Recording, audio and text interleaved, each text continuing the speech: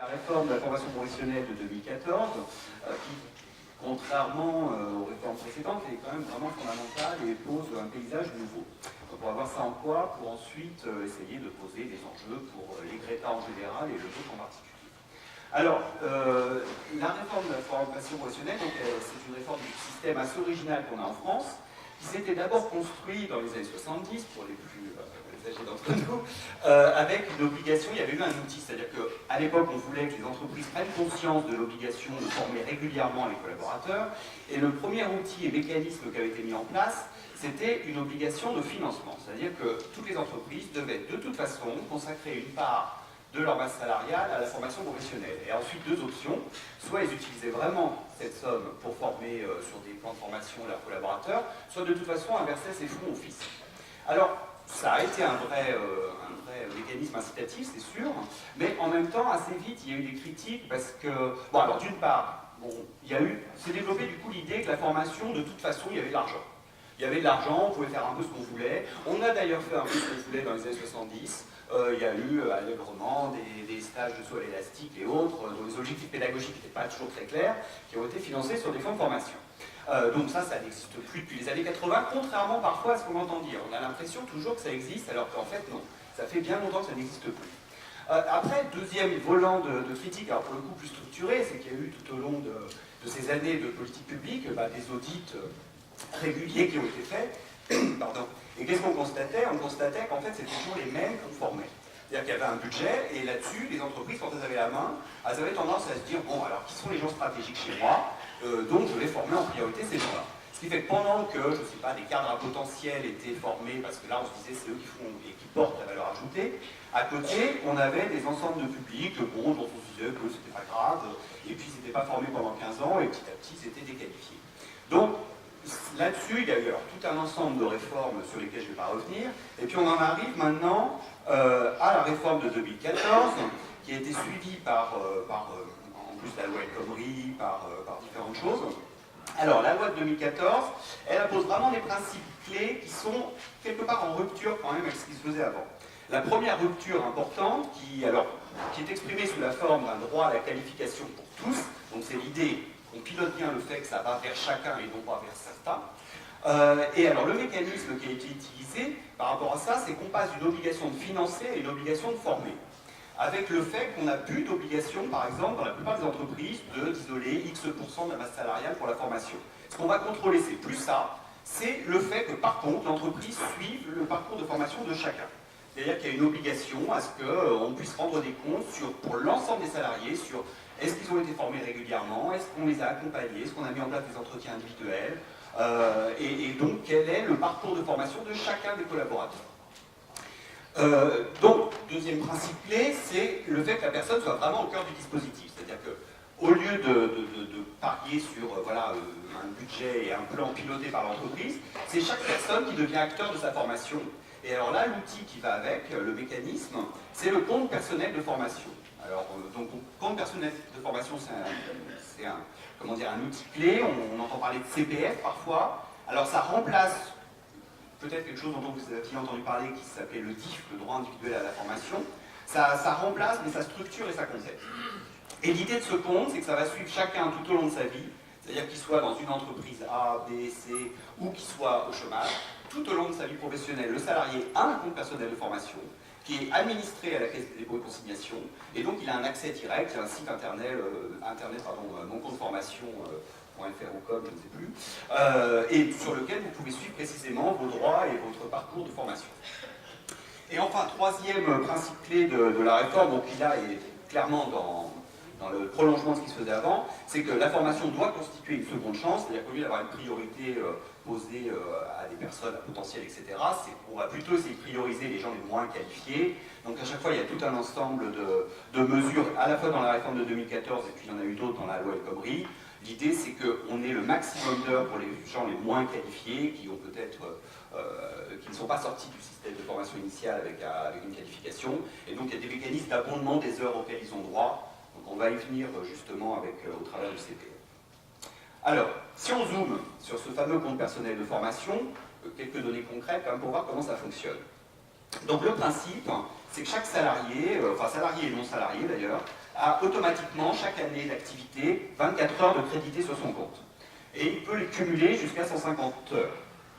Donc voilà, c'est un principe pour chacun. Et donc régulièrement, on fait le point sur qu'est-ce que je vais faire de ces heures-là, quel projet je peux monter à partir de ça. Alors on ne peut pas monter n'importe quoi, et c'est là qu'on voit que définitivement les scolastiques, etc., c'est évacué. C'est-à-dire que c'est mobilisable pour acquérir des compétences certifiées. Ça veut dire une formation sanctionnée par une certification reconnue, ou une partie d'une formation, une partie d'une formation reconnue, pardon.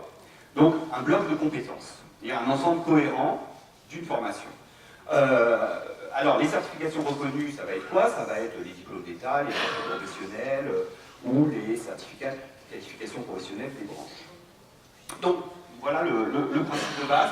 L'idée étant, bon, même si avec 150 heures, on n'a pas une qualification totale, on a un bloc de compétences cohérent qui va permettre de poursuivre sur la même qualification plus tard ou de faire passerelle sur autre chose, de compléter peut-être une validation des acquis pour le reste. Enfin, voilà, c'est l'idée qu'on puisse fonctionner comme ça dans un parcours à long terme. Alors, donc, on a zoomé sur ce compte personnel de formation parce qu'il a déclenché pas mal d'évolutions. C'est-à-dire que là, si on s'écarte un petit peu, donc il y a le mécanisme, maintenant, posons-nous un petit peu la question de qu'est-ce que ça suppose en termes de, voilà, on va avoir des personnes porteuses d'un CPF et qui vont arriver à un organisme de formation avec, moi je veux des choses cohérentes avec ça. Donc ils vont vouloir quoi? Ils vont vouloir des actions courtes, a priori, puisque le format de base c'est 150 heures, hors les abondements des moins qualifiés. Ils vont vouloir viser une certification. Et puis, en fonction de leur parcours, bon, il y en a qui auront déjà des acquis, d'autres pas les mêmes, etc. Donc forcément, il faudra penser tout ça dans le cadre d'un parcours individualisé. Donc si on regarde en face, l'éducation nationale, déjà, d'une manière générale, et donc les GRETA, qu'est-ce que nous, on a l'habitude de proposer? Alors, on a l'habitude de proposer des diplômes d'État, souvent. C'est quand même un repère fort à l'éducation nationale. Donc, du point de vue de la certification, c'est pas mal. C'est-à-dire qu'on est quand même sur des diplômes qui sont reconnus. Ce sont des certifications reconnues. Par contre, ce ne sont pas du tout des formations courtes en général. Hein. Le format minimal, même en accéléré GRETA, on est plutôt dans les 1000 heures, dans les 150.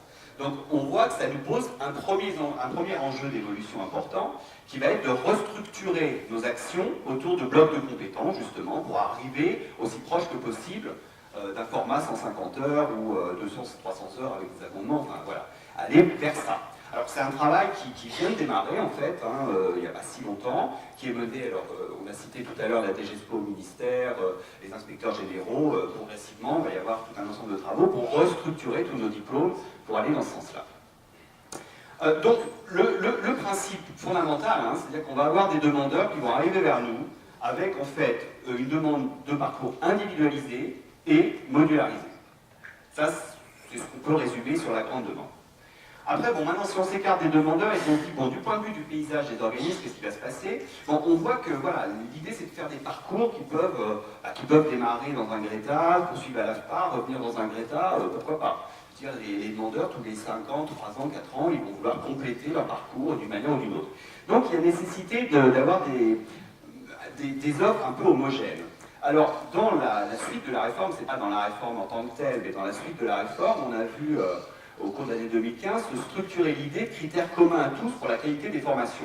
Alors les démarches qualité existaient déjà en formation, mais là la nouveauté c'est qu'on a un décret qualité. Donc du coup ça prend force de loi. Depuis le 30 juin 2015, tous les organismes de formation doivent répondre aux critères du décret qualité. Alors on va regarder ensemble de quoi ça parle.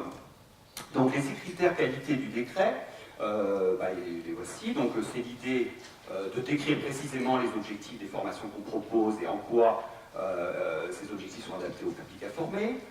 C'est l'idée d'avoir des dispositifs d'accueil, de suivi, d'évaluation adaptés aux différents publics, d'avoir des moyens pédagogiques techniques et d'encadrer l'offre de formation d'une manière adéquate à ces objectifs, de qualifier régulièrement ses intervenants et son personnel formé, voilà, de décrire ses conditions d'information, de délai d'accès, de résultats, et de prendre en compte régulièrement les appréciations rendues par les stagiaires.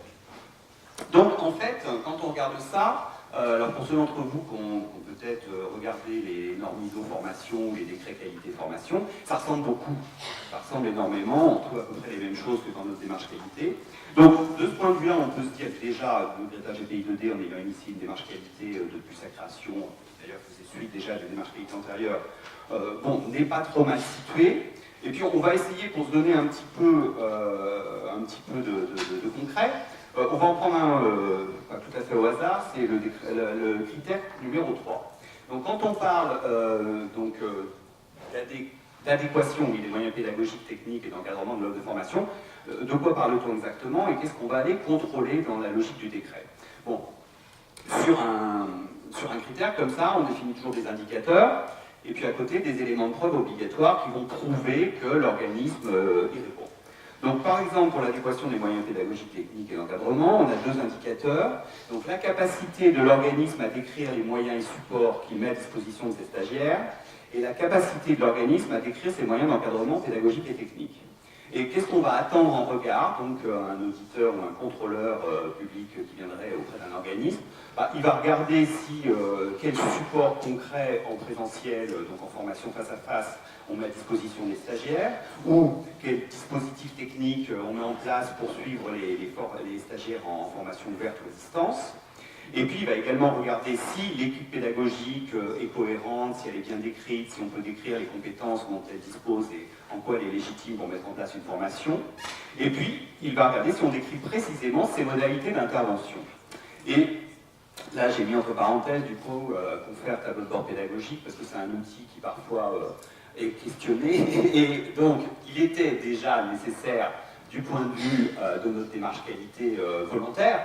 Et aujourd'hui, en fait, il va relever d'une obligation, tout simplement, puisqu'il est passé, enfin, ce type d'outil, en tout cas, de description du comment on forme et comment on rend compte de ce qu'on a fait en formation, est devenu une obligation avec le décret qualité.